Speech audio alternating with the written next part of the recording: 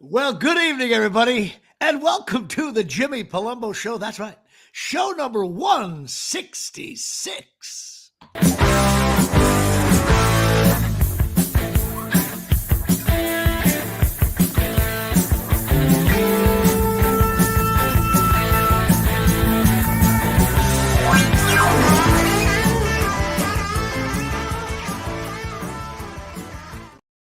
Well, good evening, everybody. It's a perfect day for the Jimmy Palumbo Show here. The barometer is steady, temperature about 85 degrees. Summer is here. And this might be a historic Jimmy Palumbo Show for various reasons. Number one, the aging veteran Jimmy Palumbo turns 59 on Sunday. Talk about going 5 2/3, getting the win here, leaving the bases loaded. All the runners will go to his ERA. Show number 166. Happy to be here. Of course, that's one David Deal, or David Gavadil, as we used to call him on the Giants, and also one Ed McGlasson. My brother and Steve Venditti just drove off the road. He was a center for the Giants in the 80s. He stunk. Anyway, of course, I'm coming from downtown Mahwah in the average dining room studios of the Jimmy Palumbo Show, and of course, down in Mattawan at his home. No, actually not in Mattawan, at the average home. This is the average show here. A lot of money in average. This is the average show here. And Dave Sturcio coming to you from downtown, his dining room, which I can see all the way through back to the kitchen. I feel like I'm in one of those movies with mise en scène. That's actually the playroom for the kiddos back there. Okay. It goes dining room and then living room and then playroom behind there. Okay, that's the room. Left. If you want a grand tour, I can take you around if you want. Yeah. So that's the place where, is that the room you used to have fun in, and then you had to talk? Oh no, that's the attic. That's becoming a complete shit show right now. I used to have like my home office, home studio thing, and now it's just like we should move some toys up there. And I'm like, that'll do it here. Dave Sturcio's studio is just torn down. Yeah. It's not the Motown Studios in Detroit. Well, all right. This is show number 166. And of course, we have a great show. I have some breaking news for the Jimmy Palumbo Show, which I know Dave will have a lot of fun with. But of course, what we do at the top of the show, I picked a great baseball card. Now, this might be in the top 5 shitty baseball cards of all time. At first, I thought I knew who it was, because there was a pitcher on the Yankees. Wasn't there a guy named Hughes on the Yankees? That was Steve Hughes. Remember that? Big right-hander pitcher. Why are you looking at me like? Yeah, Phil Hughes. No, I'm trying to monitor this and Facebook in your Facebook chat, and it's all different. I don't know. I'm losing my mind. We're always losing our mind here. But there was a guy named Phil Hughes. I thought that was him, but then I looked at it. It's actually Keith Hughes. Now, Keith Hughes is your classic guy. He's not making $12 million a year if he played today, okay? No. He played 4 years in the bigs, like with the Yankees, Philly, Baltimore, Mets, and Cincy. Now, 4 years, 5 teams. How funny is that? But he also played in the minor league. He 14 years in professional baseball, 10 in the minors, going up and down. One of those guys up here 10 days, back down. His lifetime batting average, wearing number 97 or some shit. Yeah, the whole bit. Awful. But he's got like a square jaw, good-looking fella. His batting average is 204. Oh, God, here we go with the jug.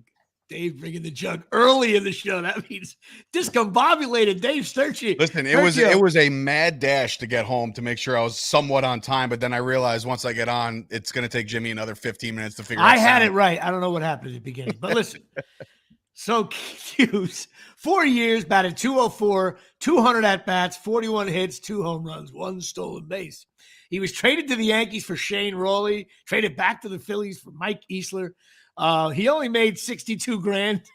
It's like he made between 62 and 100 grand in his career. He's now he coached for a while. Now he's a salesman. He lives in Pennsylvania with 3 kids. He's 60 years old, so he's about my age. He's got a lovely wife and 3 kids in Bryn Mawr, Pennsylvania. And that's about it. So this guy just came and went. But he did play 14 years in the minors, which is a long time. And then he coached for a while at the Royals and stuff like that. So that's my guy. A very boring. I do this for this reason. No way anybody remembers this guy.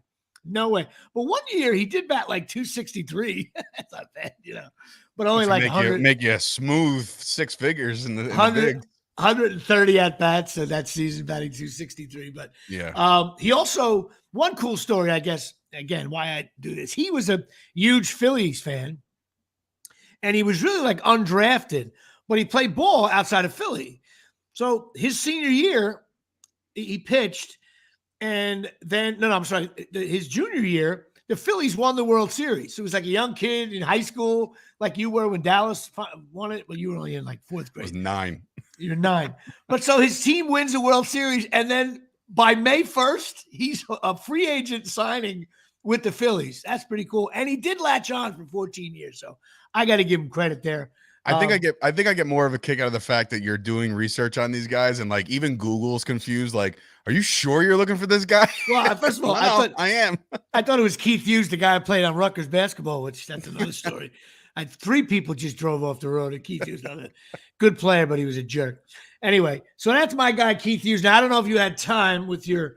I did. As a matter of fact, I went down to Chop Studios, and when I get down to Chop and I see Chris Gucci there, it's almost like a figment of my imagination. So like we should have canceled our show. It's a holiday. I got caught up talking to him, but I did go to the box of cards and I pulled a gem.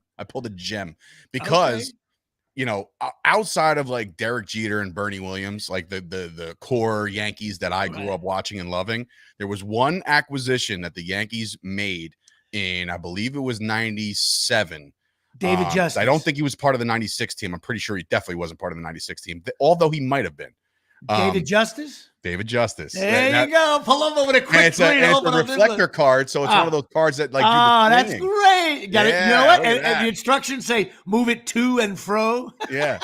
There he is. That's David awesome. Justice. Hey, listen. I was a huge Justice guy. So was my buddy Tommy Plinio was too. He was like a professional hitter. He was kind of his best years with Atlanta at that point, but he was like a solid. He was definitely a major part of the Yankees in that year. And I believe that maybe he went back to Atlanta. I'm not so sure, but he was tough out. No, remember he finished out. If you've seen Moneyball with Brad Pitt, he finished out on Oakland, I believe. Okay. So he was one of the aging veterans on the Oakland A's when they were just pretty much shipping off everybody under the sun, but they wanted to keep one guy that was. I don't know if you remember the movie, but he was always in like the cages and working on his swing and No, he had the hat backwards. He had a beautiful swing, and he was a tough out. Yankee Stadium, short porch. David Justice, of course, a huge part of not a huge part, but a cog that Yankee fans will remember. And I think he won the World Series with the A's, didn't he?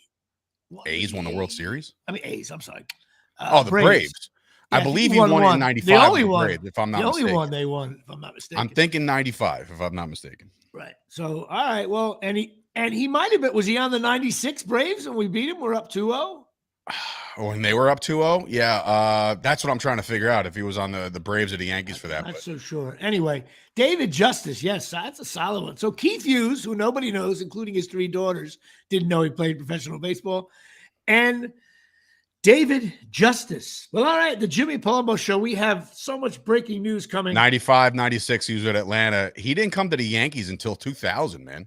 Okay, he was late. He was on the Mets team when they beat the Mets.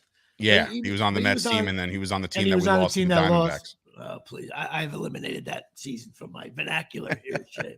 You know what the worst part is? A short story. The worst part of that 2001 World Series, obviously, like, look, you got all the Mr. November things. 9/11 happens. They pushed the season a little bit. For whatever reason, my downstairs TV was on was like ahead of my room TV. My dad's a Mets fan, so I'm watching the Yankees World Series upstairs in my room, my buddy Kevin, and my downstairs TV was ahead for whatever reason, maybe like 2 seconds ahead of broadcast. That's enough. So I hear my dad go, "Oh no!" And I'm like, "What?" And then next thing you know, Luis Gonzalez hits that. I'm like, "Oh no!" You know, if Jeter was playing deep, which he can't really, that would have been an out. But yes, where I was for that game, I was in Southern California, getting ready to go see a Greg Allman concert with my buddy Frank Sebastiano, who directed Beer League. We were in a bar. enjoying ourselves. It's another story. Enjoying ourselves. 2027 premiere. Yeah. We were enjoying ourselves, and the crowd turned on us. These I'm telling you, LA sports fans. We were down in Anaheim watching. That's where the concert was. Anaheim Angel fans and San Diego Charger fans, rest in peace, are brutal. Everyone goes, "Oh no, you go to Southern California." Bullshit. We were in the bar, and we weren't clapping. Too was Frank's quiet guy. We were watching the game. We were worried about there was enough time to get into the concert. The concert was 200 yards away. We were at this bar. And next thing you know, and then they started cheering real loud. One guy got in my face. And I'm really, dude? Like, I just, and of course, within seconds, I was getting high watching the Allman Brothers. And so that's like, I completely forgot about it. I didn't know there was baseball was being played about 20 minutes later. Anyway, so David Justice, Keith Hughes. All right, well, Patreon, a couple of things, still at 41. If you want to support the show, go to patreon.com, patreon.com. It's a way to support podcasts. Some people don't even know what Patreon is. You go on there and you just, what's up, Tyson? Happy Tuesday, fellas. You go on there and you just Google Jimmy Palumbo Show and support the show. We're stuck at 41, dying to get Mariano Rivera. If there's a big Rivera fan out there, let it rip. And, of course, a shout-out to Johnny Kelly, my L.A. buddy from Boston. Rich Thomas, my RV driver for all things tailgates. If you need somebody sober to drive an RV where you're going to get all banged up, he's your guy. And, of course, James Kanowitz, Carteret veteran, who created my original website, which was the, by far, best website ever. Anyway, so that's it there. That's my Patreon. And all of this is brought to you by ChasingMiracles.com. That's right, ChasingMiracles.com. The patches, these are stem cell patches. These patches contain everything your body needs, or as I say, shit your body needs. Check these things out. I wear them every day. I really do. Definitely helps me because I'm out of shape playing pickleball, falling all over the place. Give you more energy, better sleep. They're non-invasive. You can pee in the cup and still hit a 25-footer. Nothing really enters your body. It's all created with the stem cell stuff. All the athletes use them. It's cool stuff, and it'll help you pretty quickly right away. My mother uses them. Mrs. Blum uses them from Colonias. 4 people just drove off the road. And go to Chasing Miracles. You got to talk to Tommy and Donna. They know all about this, like all this stuff. And they also have pain patches. They have, but I needed a Knick patch. So Chasing Miracles, go see if they have a New York Knick patch to make you feel better. And we'll get right to it. We have a lot to talk about sports-wise and also showbiz-wise, which you're going to laugh your ass off. Okay, the Knicks. Listen, this was a lot of fun. Knicks played pretty good basketball from January on. They beat a Philadelphia team who perhaps if Embiid was healthy all year and we would have had trouble with them anyway. And I'm not going to blame injuries, but really what happened to me is, let's face it, I watched a lot of NBA, more than I have in 25 years, because the Knicks were like Carteret high. And there's only really 60 great players in the NBA. Maybe 32 teams, 2 players a team. Everybody else is like, where did he go to school? Oh, Akron. Where did he go? All these different guys. Oh, they're from Zimbabwe. You don't know anything. And they're role players. They block shots. They get rebounds. Or they're a three-point shooter, blah, blah, blah.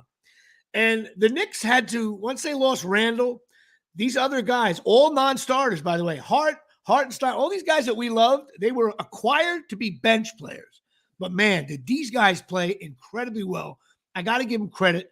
Hart and Hartenstein and DiVincenzo just had a great 6 months playing basketball. They played very well as a team. Brunson became, I think, top 5 player in the league. And the Knicks were able to, with Thibodeau coaching and the way he does his lineup, he keeps his starters in there, which this year he had to keep his starters because the next if you look at an NBA bench, it's 12 guys. After the 6th or 7th guy, I mean, it's me, you, and Gucci at the end of the bench making $6 million a year, okay? Right. And the Knicks came in, and they beat the Philadelphia in a tough series, a lot of close games, and they ran into the Pacers. They went up 2-0, and it was a little, not a fluke 2-0, but like they kind kind of stole a couple of the games there. They kind of played really well, played hard. Then they started to get into that win your home games, lose your away games, that kind of thing. And listen, then all of a sudden Hart gets that abdominal injury. OG gets hurt. He tries to come back. He looked like me on the running on 5K. And then it got to the point where like Hart was hurt. He couldn't, and he's known as getting those key rebounds. You can't play hurt at this level. And the final straw, my opinion, is at one point in the game, the Pacers were shooting 80%. And they finished the game at 67% and 54% from three. But till that game was a blowout, they didn't miss. And you know what? That's how basketball works, man. Basketball, if you hit your shot, you see it in college all the time. You see a team ranked in the top 5 playing a team ranked 50th, and the 50th team just hits every three. They light it up, and you just get beat. That's what happened to the Knicks. I think everybody keeps on calling the Pacers pussies and they're not tough and all that. I don't buy into any of that. They got a good coach. They got some players there. They're really only a 1 or 2 star. The rest are role players as well. Especially McConnell there, whatever. He played tough. What are you going to do? He was healthy. He's an 18-minute-a-game guy. He wasn't injured at all. And he played well. Then, of course, Brunson hurt his hand. Game was over when he hurt his hand. And that's it. The Knicks, tough to say. Was it a great season? No, we lost in the second round of the playoffs. But they gave us – I'm watching basketball again, and Pacers deserve to win. And I don't know why. For some reason, I think the Pacers match up against the Celtics. Nobody else does, but I do. I think they can. One thing about the Pacers, they led the league in scoring, and they led the league in shooting percentage. Tell me you can't win a series if you have that.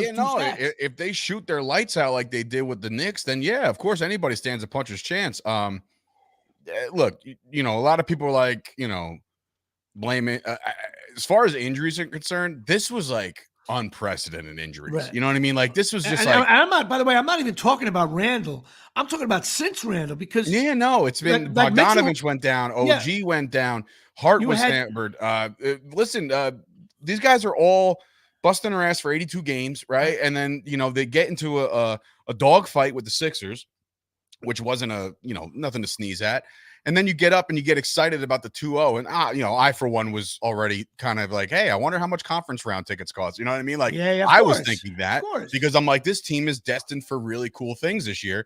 And, obviously Brunson does the whole thing that you want to hear. You want to hear Brunson say, no, this year was a failure. It's not a success. But if you keep this nucleus, if you keep this core intact, they're going to be a problem for the next couple of years. So just see who you can get back. The OG's contract's up. They got to do something with Hartenstein. So they got some decisions, and they got some decisions, and maybe there's another piece. I know, we make the joke in aging LeBron, but like at the same time, it might take another notable name to get them over the hump. The thing about the Knicks, though, and I'm concerned about in terms of the injuries. Now I'm talking about. By the way, Randall's an all-star. By the way. So it's supposed to be Randall, Brunson, and then OG. Okay, is that a great team? No, but you can do damage in the playoffs with those 3 guys. And then you had guys like Mitchell Robinson. He was a guy, 12 minutes, 4 blocks, gets a key. Well, he was hurt all year too. So they started losing. But even when he came back hurt, he played well hurt. I don't know. I guess that's the nature of his position. I think we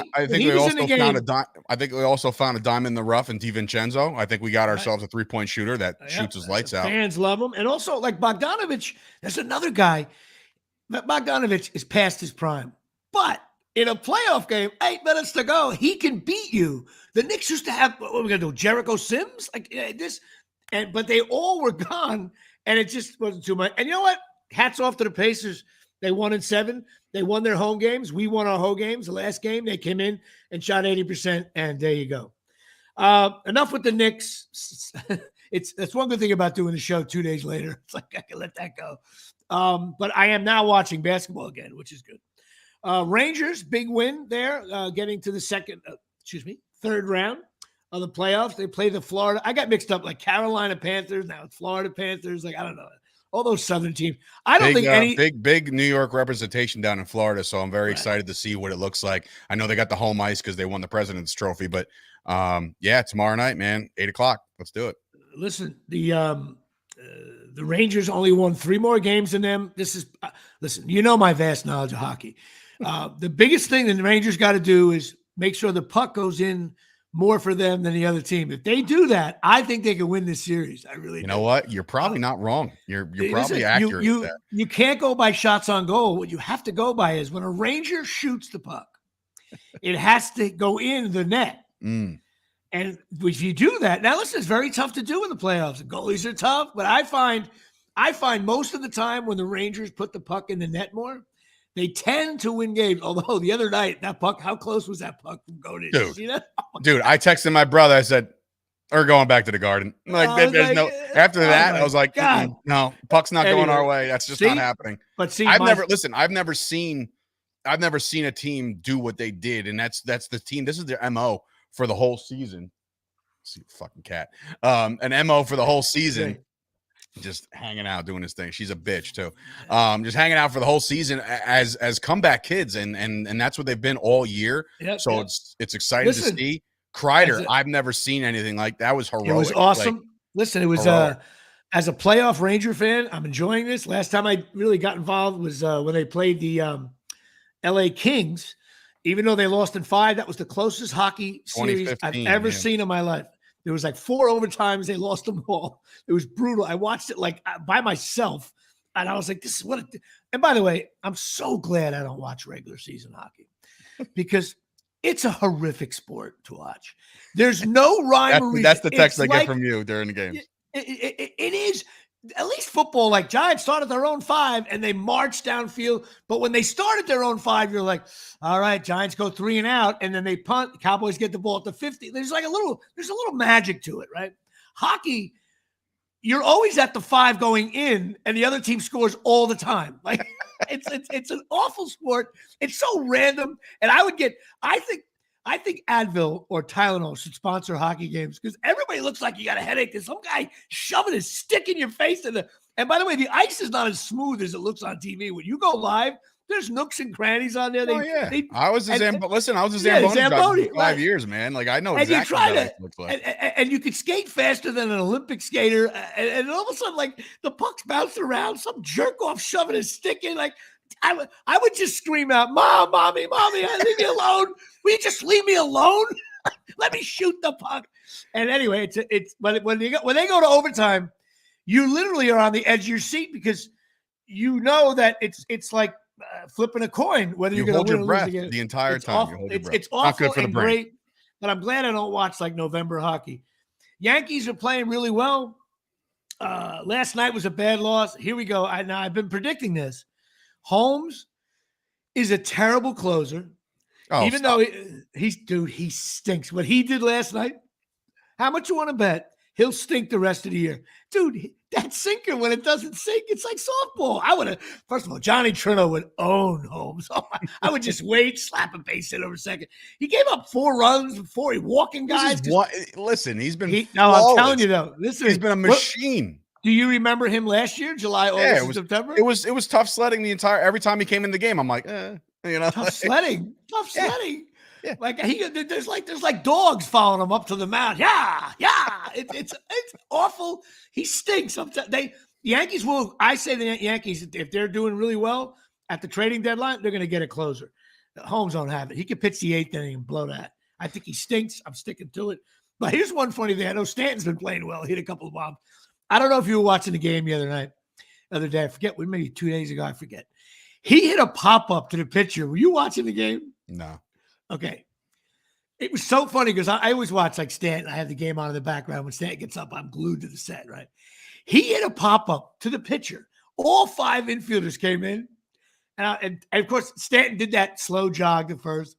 Dude, the ball was in the air. I didn't realize they were at Yankee Stadium. I was like, what did that get caught in the rafters in Seattle? Dude, the ball was, and you see like, it popped him up and he goes, and then I said to myself, Jesus, that was like a 15 He's rounding second base. Yeah, right.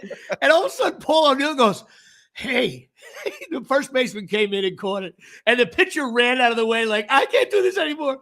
And then Paul O'Neill goes, hey, that was That was a major league pop up there. I was thinking the same thing.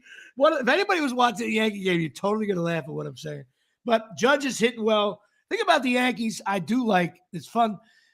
And like if Volpe doesn't bat over 300, he stinks. And I'll tell you what, if you're a pitcher, he starts the game, right? You got this kid Volpe, all right?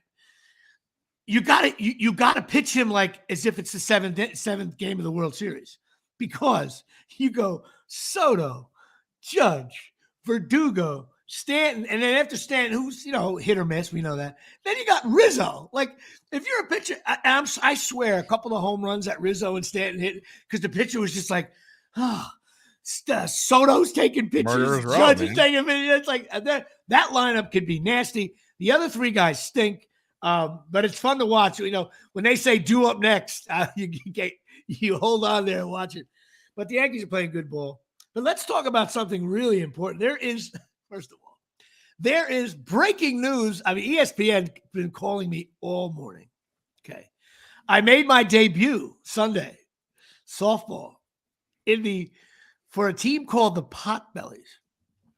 Okay. I get up there. I was late to the game because I was doing an audition. More on that later.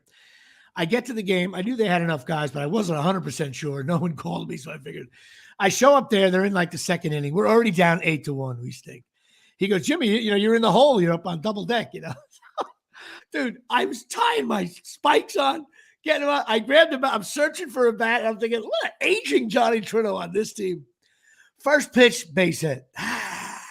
Crowd going, wow, this Trino delivers. So it was such a blooper. The guy came up throwing because I was talking shit to the bench. Dude, if the guy didn't drop the ball, I was out. It would have been one of those Artie Lang beer league plays. What'd you do? You said 1 for 2? I was 1 for 2 on the day. And I played the outfield. Every ball hit to me. I caught it and threw it in. I'm at the point now. Listen, I should coach softball. The right fielder's job is very simple. Catch the ball and throw it in. If it's a base hit, catch the ball, throw it in. You don't need to be Winfield coming on strong. You just catch the ball, throw it in. That's what I do now. I'm 58, soon to be 59. So anyway, after the game, and you have beers during the game. It's one of those leagues. So after the game, one of the guys says, hey, Jimmy, what are you doing like on Monday nights and Tuesday and Wednesday nights? I'm like, he goes, we play in a league in Mahwah. I live in Mahwah now, right? I'm like, all right. I'm thinking, I don't know if I can play. I could be like, I don't know if I can play all the time. But yeah, he goes, yeah, we need guys, He goes, you got to go on the Mahwah rec thing, and you got to sign up for the draft. I said, excuse me? He goes, I said, Joe, just put me on my roster. Like, what do you got, 15 guys on the team? Call me when you need me, that kind of thing. He's like, no. The draft is Friday night. So, dude, Johnny Trino is entering his first draft. Wow. First of all, how funny is that? I said, if I tell Dave this, he's going to laugh. Wow. Jimmy Palumbo will be in a softball draft. And by the way, I'll be 58. At the time of the draft, I'll be 58. But then I go to the guy, well, how does it work? Like, he goes, yeah, we go around. No one's going to know your name, so you're going to go late. He goes, I'll make sure I just pick you late because no one knows who you are. I'm like, but I want to play with you guys. I don't want to play. Yeah, it looks like the first odds are coming over your screen right now. Breaking news: odds on first overall pick is 750,000. So if you put $100 on Jimmy Palumbo going to the first round, paying your mortgage off. Now I will tell you this: he's a fan of beer league, so they might need just a veteran presence on the bench. I will tell you this: we were clubhouse guy. We were down 10-1 when I entered the game. We only lost like 14-1. I think I solidified the bench, calmed them down a little bit. So that's number one. Number two. So that's breaking news. Number one. I'm going to be in a softball draft. It's really the creepiest thing I've ever seen in my life. But that's how. Can you? Now, oh man, see that? See, I'm always in my mind. I'm always content driven. How do I tape that? It's like you got to tape your reaction of getting a call. Like, hey, this is the Potbelly Pigs. We're taking you third overall. And you're like, man, this is my dream. This is my dream, man. You know what thing we got to do? You know what? Can you call me on Friday? Maybe we'll do something. I'll be down in Seagirt. Maybe like a FaceTimers. I don't know. Yeah, we'll record something. I'll get the name of the team. The team we played, one of the better teams, I promised them to show it on the podcast. The Dooleys are another team in the league. They're 20 years in. This guy's acting like, yeah, we've been in the league a long time. I'm like, bro, my team was in the league since 1967. Calm down. We got a patch that says 45 years. But But anyway, so that's now number 2. Other breaking news. This is just, I'm going down to my brother's house this weekend. He lives in a gorgeous house in Seagull, right? And my sister's going to be there, right? And my sister goes, well, me and my cousin Joey, we're running in the Spring Lake 5K. Oh, God. Okay. So my sister goes, why not? You should do it. You should do it. So I'm like, I don't know. I haven't ran. I'm not ready to do it. I got to prepare at least like 3 days before. So I get my brother on the phone. He's like, oh, you got to do it for podcast material. A video of you get on. He goes, it'll be great for you to run the Spring Lake 5-mile race. I said, wait a minute. It's 5K, right? He goes, no, this one's a 5-mile race. I said, 5 miles. I was like, all of a sudden, I felt like I was like the Preakness, or what is that? The Belmont. Now it's a longer track. I'm like, wait a minute. I go 5 miles. I don't know. I don't know. That's like asking me to go 8 innings in the heat of August at Fenway on a Sunday afternoon, a scorching day in Boston. So then my brother's like, well, there's 10,000 people run this race. It's crazy to me. So I'm debating, and it looks like I may do it. My friend Bobby Cristiano is going to be running it as well. I think I'm good. My brother says you can walk it. There's a lot of people that walk it.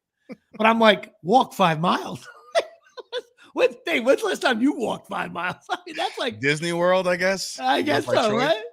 It's a small, or at least there was some, eye candy. So I am going to wake up early Saturday, and I got my new Skechers running shoes at Shea. Oh, God. And I'm going to try. Listen, if I run out of gas, I'm just going to pull over to the side, go to a bar and have a drink. I'm going to make sure I have like $20 in my pocket. And God bless America.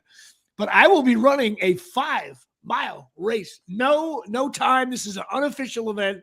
This is not sanctioned by the league of runners. But there's 1 million people that run this race. The league of runners. I'm going to try to get some people to take some video. Going to have some fun with that.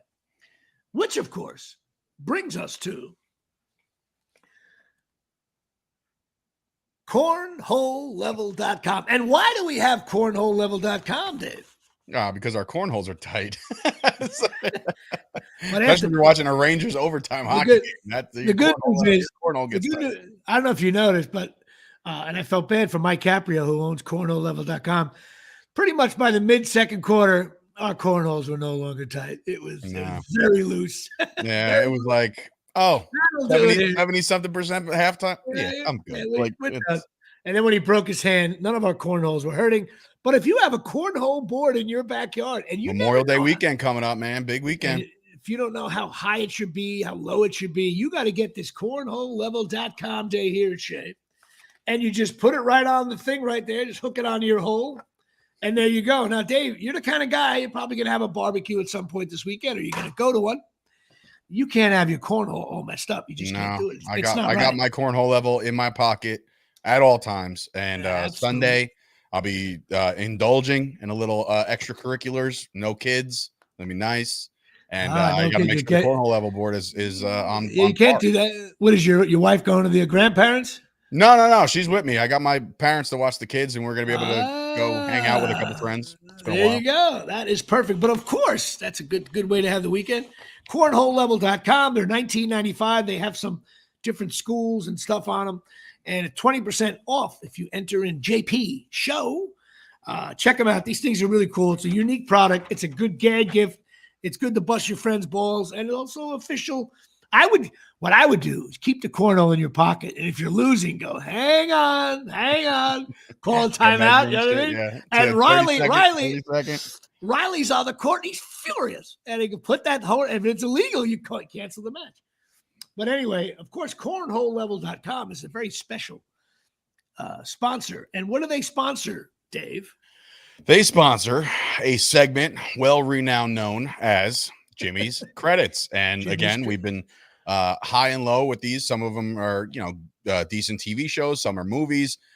This one, and the reason why I bring this one up this week is because I feel like this is the one that Gooch brings up the most. Like one of his favorite shows is Boardwalk Empire, and Jimmy Palumbo was a cast member in that show. Listen, back in the day, when it was one of those New York actor shows you just want to book. Terrence Winter was the showrunner. It was directed by Jeremy Podeswa, and he directed some TV shows you don't know, Game of Thrones and Handmaid's Tale and Pacific and Walking Dead. I don't know if anybody knows those shows. A bunch of B-list. But you're B-list director. Yeah. And of course, Terrence Winter is just awesome. And so I booked this thing. Meredith Tucker is the casting director. More on her later in the show. And I had my scene. It was with Jimmy Darmody, one of the nephew in the show, played by Michael Pitt. Now, I got to walk you through this booking. So I booked the show, right? You have to go for a fitting.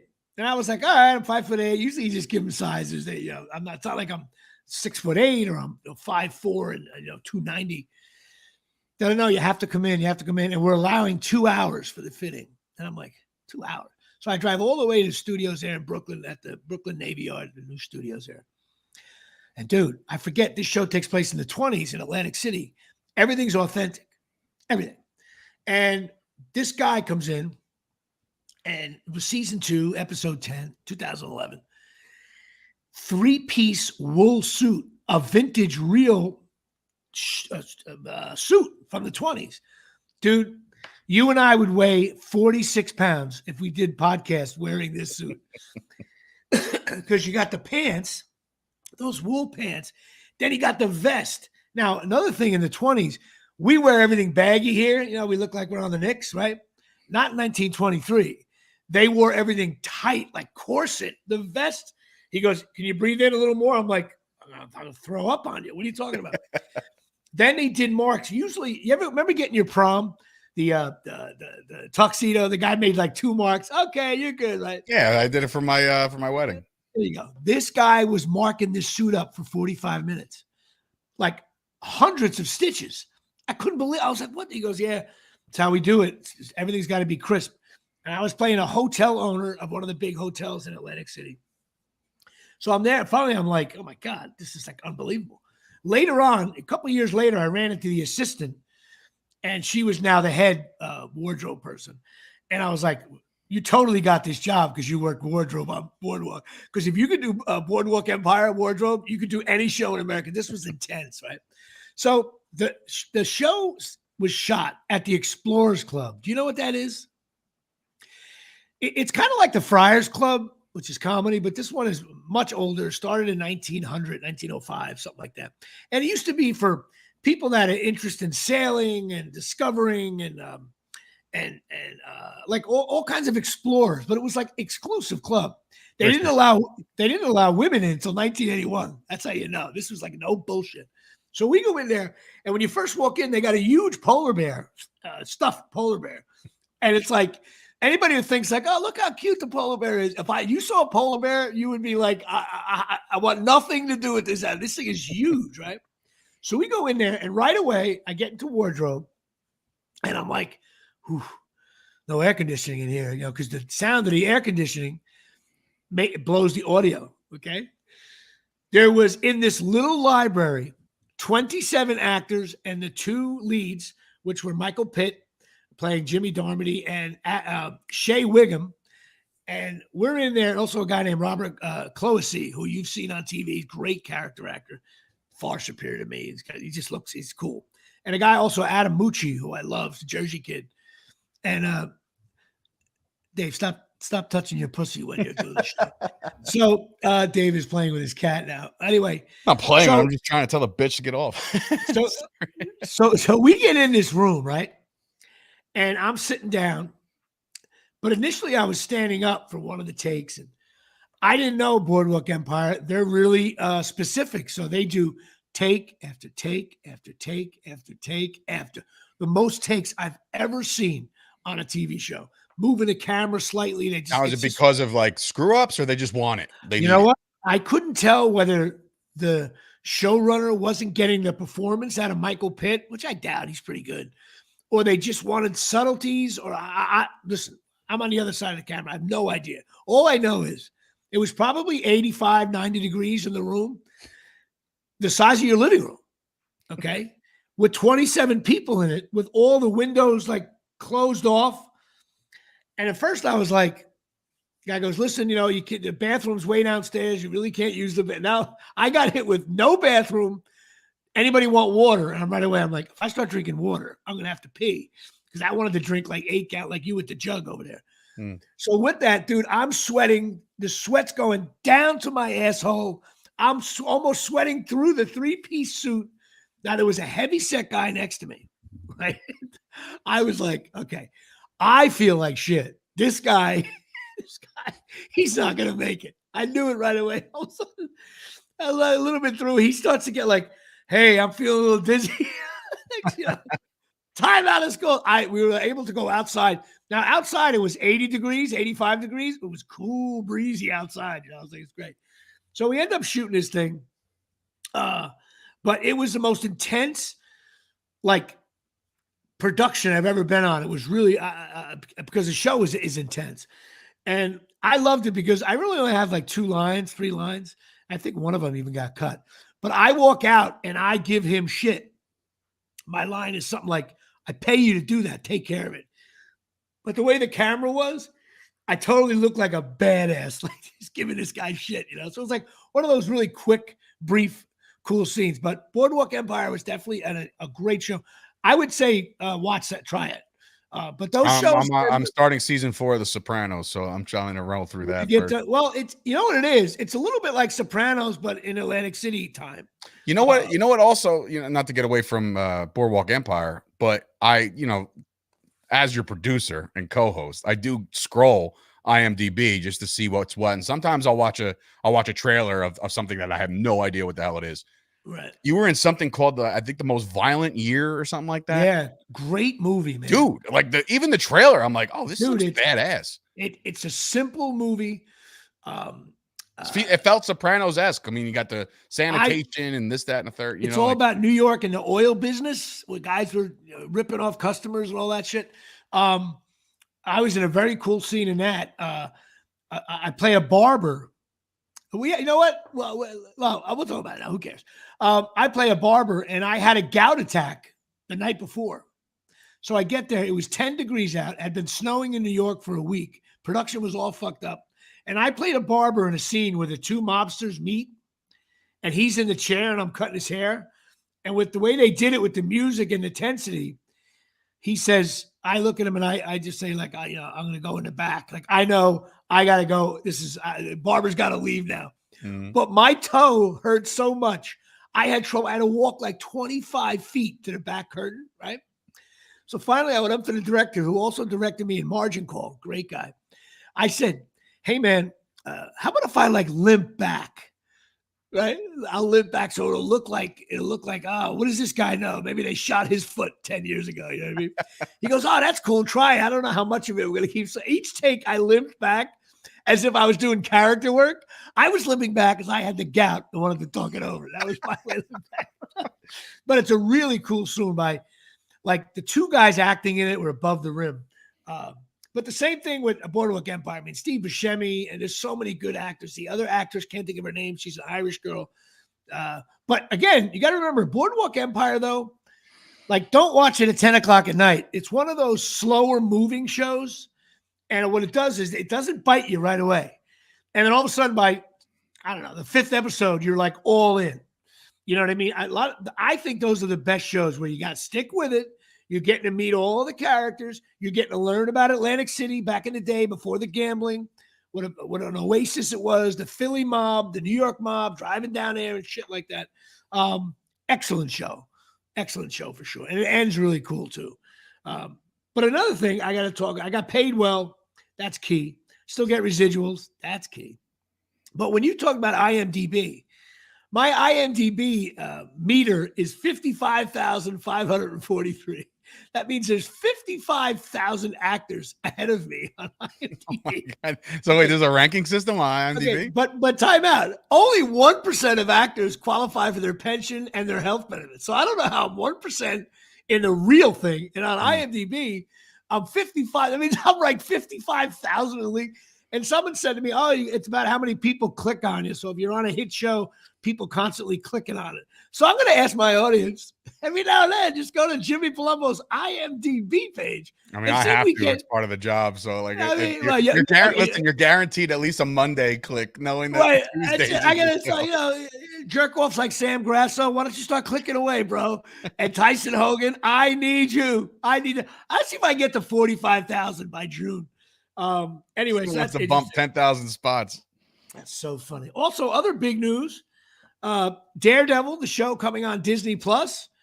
I am in it, and the show I was told I made the cut.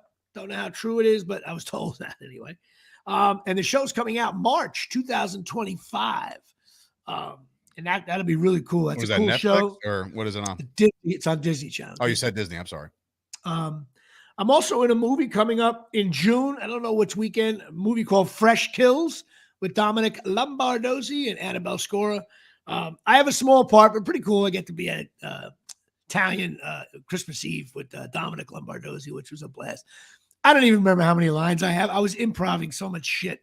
I have no idea. I know I made Jennifer Esposito, who was on Blue Bloods. I made her laugh, and she was sweet. So I got Daredevil coming on, Fresh Kills coming on, which is good. Which, of course, I have not heard about my commercial audition. It just went away at Shea, which bothers the shit out of me.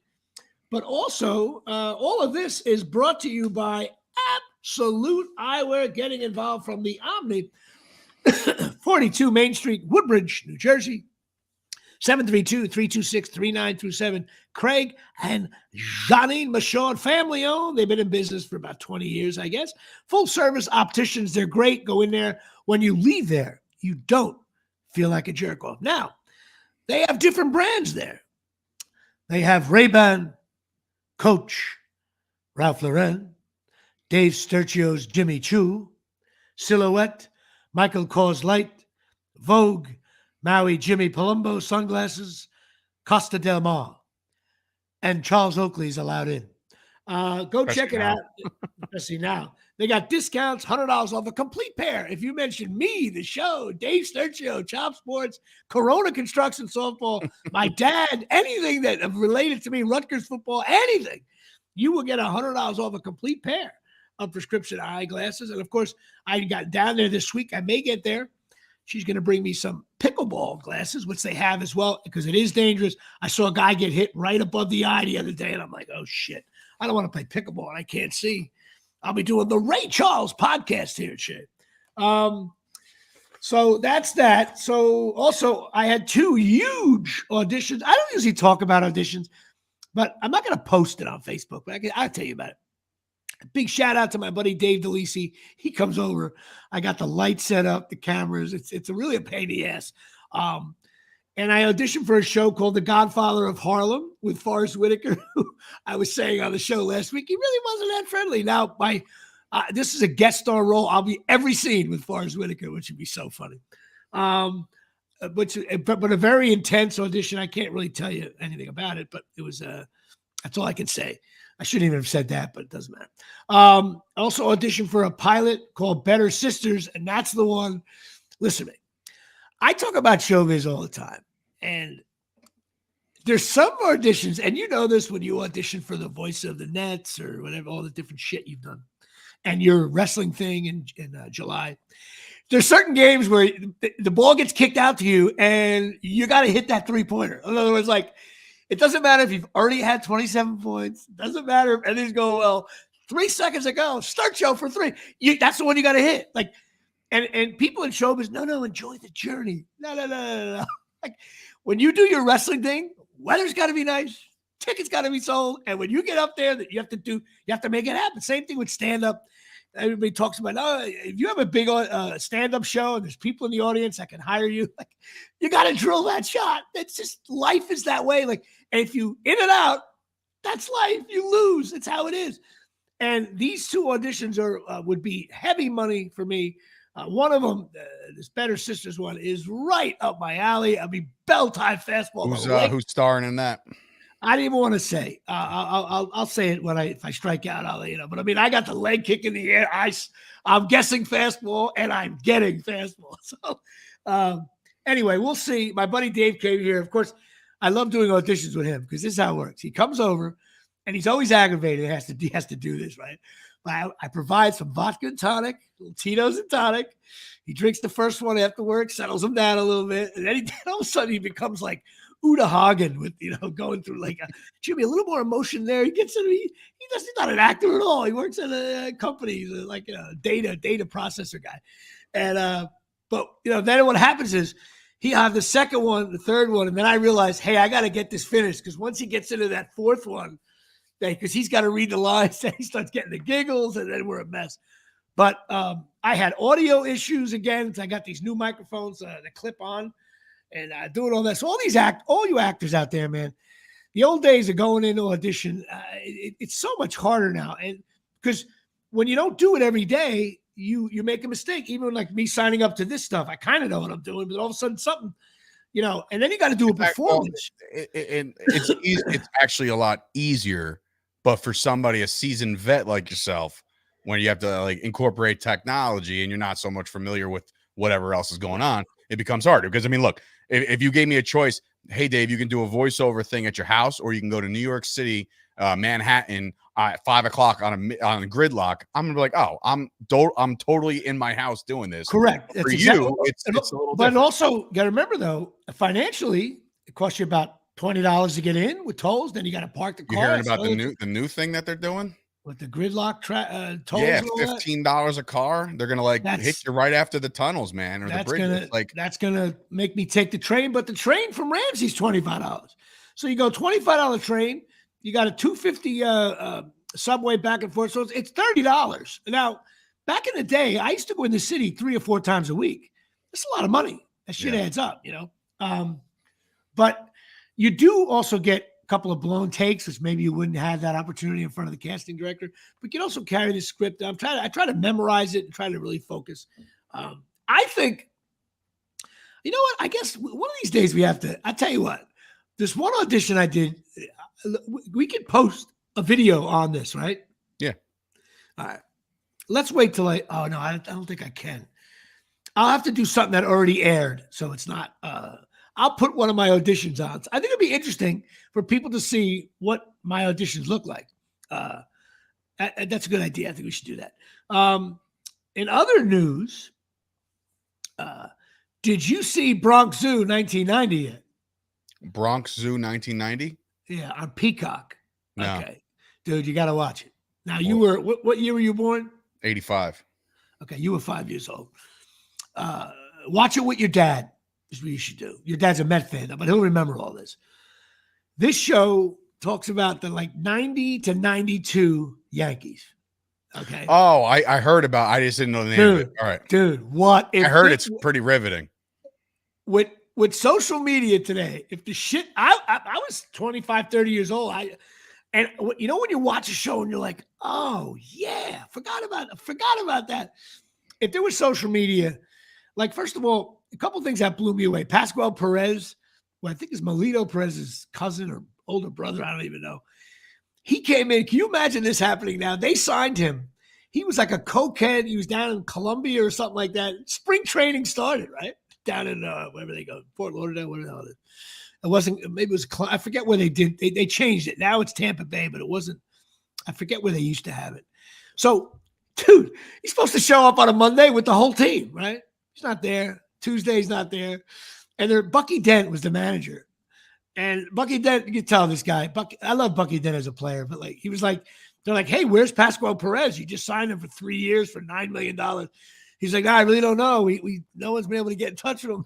He was in the Dominican, I guess, drinking beer, cervezas, playing cards with his buddies. And his reason was, I'm just not ready to go back and play. Steinbrenner lost his mind and literally was like, get him up here now. He shows up. He gets in at 7:00 at night off the airport.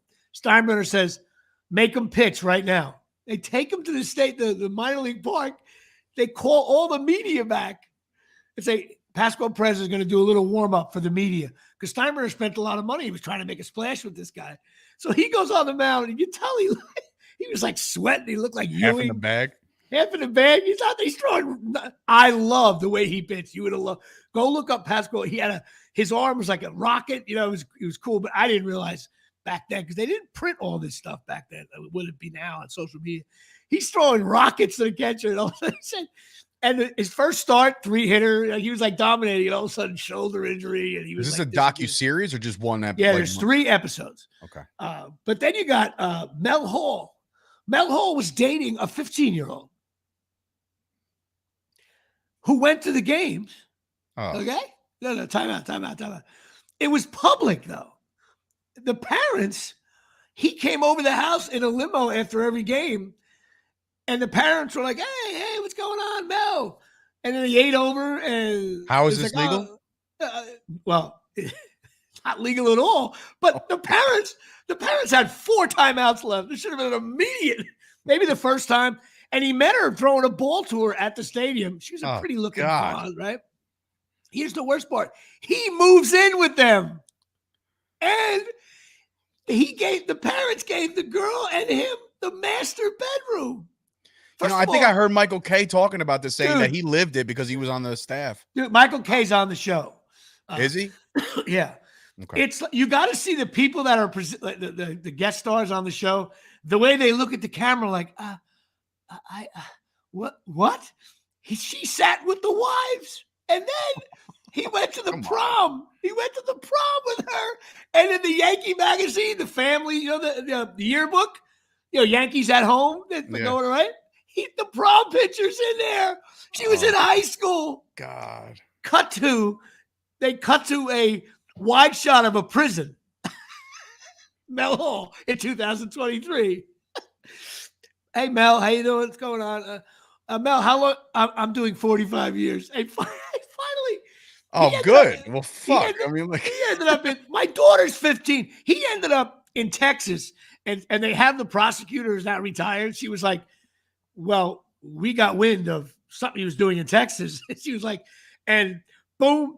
She goes, we didn't even, like the New York thing, we had nothing to do with that. And he got, I think he's 45 years to life. Like he supposed he did it for like 3 or 4. What a creep. Only thing was, it's the best thing, my buddy Tommy. He goes, yeah, but Mel Hall did bombs. I'm like, this guy's a creep. OJ was a good running back too, I saw there was it's never something to joke about, but obviously some Boston Red Sox guy just got pinched not too long ago for dating an underage person, and somebody's comment was so I guess he went back to the minors, and I was like, I know, bad joke. Right? It's like you don't want to laugh, but you're like, clever, nailed it, good job. That's a game-winning RBI double. You know what I mean? And then you have poor Don Mattingly, who was batting like .330 every year on his way to a Hall of Fame. But then I think it was 92. He started to hurt his back. And I forget what year. I'm blowing the years, but it doesn't matter. And he sat out the last 2 months. So, like Winfield and Mattingly were hurt. Yankees had the worst record in baseball. I forget all this. Stump Merrill got hired. He stunk. It was just awful. But Mattingly, Steinbrenner wouldn't sign him to the contract. The guy was like the best player in baseball. And Winfield hated Steinbrenner over money. His contract had a scalable, what do you call it when you got to pay as the inflation goes up? What do you call that? His contract had a weird thing where Steinbrenner had to pay an extra like $3 million a year. Incentives and shit? No, when you like cost of living, shit like that. But some of the money had to go to the Dave Winfield Foundation, which helps people. And Steinbrenner wouldn't sign. And Dave Winfield was like, you got to write the check. This foundation. I gave up part of myself, and everybody says Winfield was the nicest guy in the world. And the next thing you know, Howard Spira and then Steinbrenner got banned. That was it. Steinbrenner was asked to like give up ownership, gave it to the kids. But it's just Mattingly's older now. One guy brought 2 cougars into the locker room. Cougars. You know what a cougar is? You ever been to a zoo? Like a cat? Those big ones, though. That can kill a human being. I bet you're talking about like a middle-aged woman. Mel Hall brought 2 cougars in, and he tied it up to his locker, and the cougars were pissing all over the place. The bat boy had to clean it all up. What's going on? They cut to Mattingly. He's like, yeah, there was 2 cougars. Like this was like he was like Mattingly has that way of like, yeah, that was Mm-hmm. But you could tell he was like, I'm not going to bash this guy, but I'm just going to say, yeah, the New York Yankees had 2 wild pets in the locker room. And the other guys playing Steve, and then Deion Sanders shows up. Deion shows up. And Steve Sachs was like, prime. He would put on the back, everybody put on the back of your bat, your number. He just put $2. And Steve Sachs was like pissed. He was like, you know what? Prove it first. Prove it. It turns out I thought Sanders did better than they let on, but he said he couldn't hit. And but then they have one game where he's circling the bases and all against Bo Jackson against Deion. But by the way, it's a well worth it show to see it. It's on Peacock though. You got to have that. I don't know if you do. My father-in-law will probably get a really good kick out of that. He's an old school. He's a 76-year-old Yankee fan. Watch it with him if you can. One of the episodes, because your dad's gonna go like, "Oh shit!" He's gonna remember everything about it. It was in the news. Also, check out the show Bodnick on Bodnick on Netflix. Awesome show. And all of this is brought to you by Pine Tar Bar and Grill, 121 South Main Street, Forkin River, New Jersey, 609-489-4286. The best sports bar in New Jersey. Go check out my buddy Tommy Plinio there. Bust his balls.